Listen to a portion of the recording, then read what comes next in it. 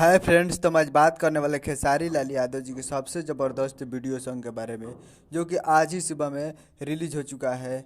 जिस सॉन्ग का बहुत ही दिन से वेट कर रहे थे लोग, और इस सॉन्ग को Suje music present Bhojpuri YouTube channel पे रिलीज़ किया गया है।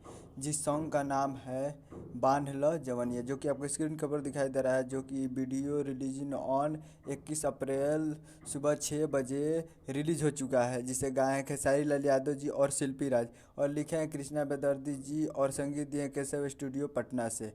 तो जाइए और Suje music present Bhojpuri YouTube channel पे फुल वीडियो सॉन्ग रिलीज हो चुका है। तो जाइए और प्यार दीजिए, और बहुत ही ज़बरदस्त वीडियो सॉन्ग है। तो जाइए और देखिए और प्यार दीजिए।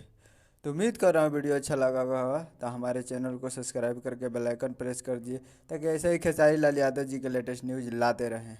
मिलते हैं अगले वीडियो में, तब तक के लिए जय हिंद, जय भोजपुरी।